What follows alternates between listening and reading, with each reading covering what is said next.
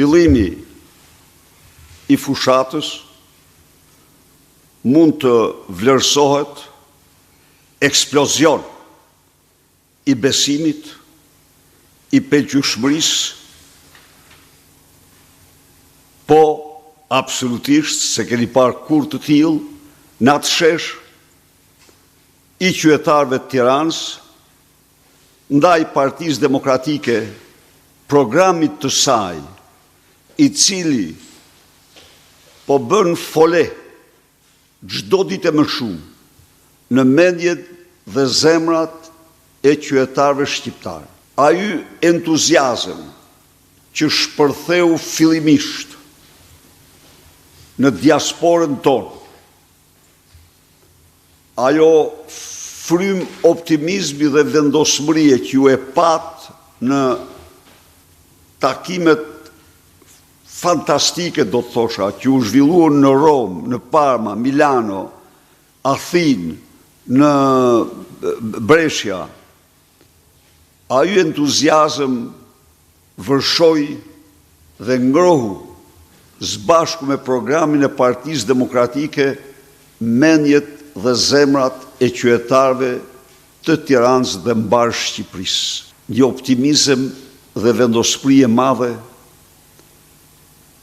e shqiptarëve në diasporë për datën 11 maj për fitoren e Partisë Demokratike dhe rotacionin ndryshimin e pushtetit. Kur ndonjëherë nuk ka ndodhur një dallim si nata me ditën midis dy kampeve, siç ndodhi kësaj here.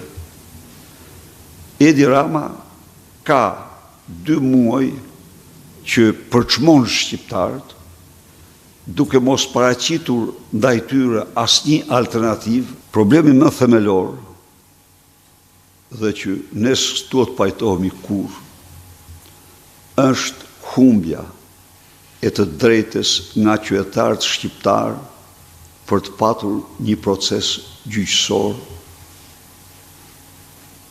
të duhur, kështu quhet procesi gjyqësor.